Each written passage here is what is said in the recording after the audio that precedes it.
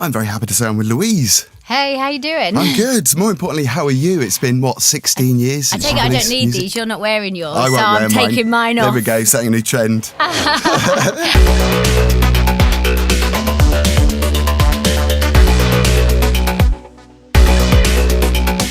Yeah, 16 years since the last record, which I can't believe it. When I first read that, I was like, there's definitely been a typo. There's no way. But no, it really has been 16 years. It's crazy. I can't even begin to comprehend how that feels, because I know you've played live since, in the last couple of years, you've played festivals and tours. Yeah, it really feels like I've not been away that long, though. It's strange. I feel like it's just...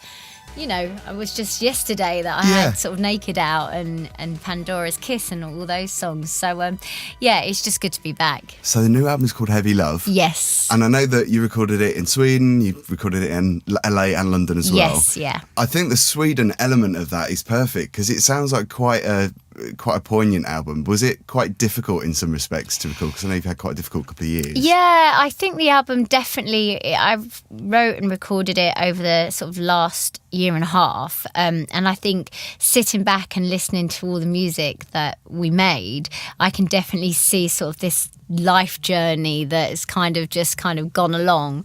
It was really important for me that I kept the album really positive, as much as there's some really personal songs on there, but I think in a sense that maybe different from what people will expect. And there's also some really good funky disco. Amazing. Kind of back to the funky disco tracks, and then there's the more, what I would say, current sound of Stretch and Small Talk and a few things like that. So there's definitely a bit of everything on there. I think Sweden's a really interesting part of that as well, because so much of music that comes from Sweden, and the place itself is very atmospheric. Yeah. And I think it's such a great sound. A lot of the producers from Sweden produce something that's quite dramatic. Yeah, I mean, Stretch was definitely different, and I think definitely not what people were maybe expecting to come out. I like to think that this album can hit lots of different age brackets and lots of different types of people. I always say Stay stands the test of time no matter what.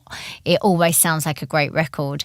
And I wanted to have a couple of songs on the album that did that. Do you feel quite different as an artist since the early 90s? Because it was, 1992 when Eternal began? Yeah, I do. I mean, I remember writing sort of as a 22-year-old, and as much as everyone's different, there's some songwriters that are just absolutely amazing songwriters and can write at any age.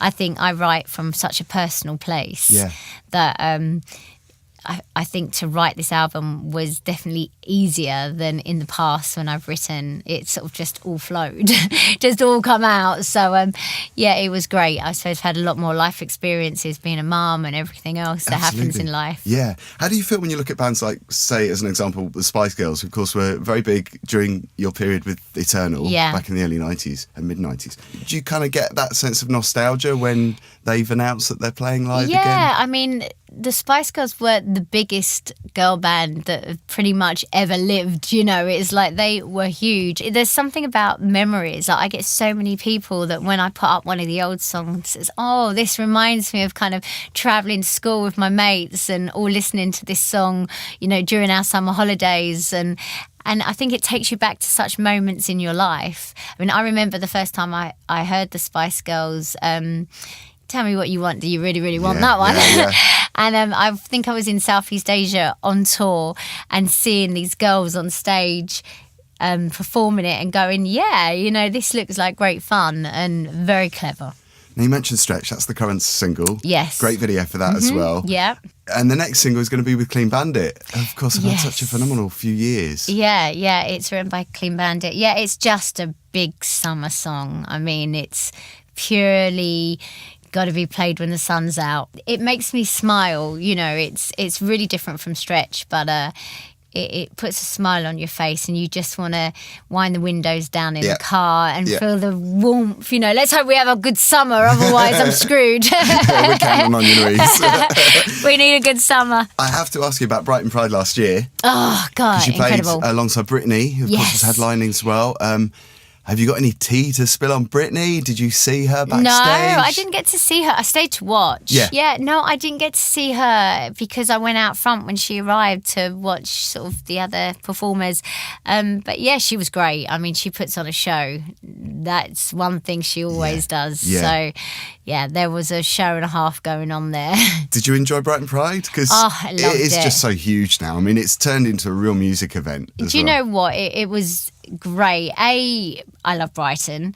B, I love all the prides. I feel that for me, the prides have been one audience that have stuck by me through thick and thin, and I count on, it's all through my career to play GAY, all of the prides, Mighty Hoopla, all of those shows. I just have the best time and such a welcoming audience even after all these years. You have got a massive LGBTQ following. I think I said at every Pride, like, for me, this is my safe zone. This is where I know I can come and be me and sing till my heart's content and everyone sings along with me.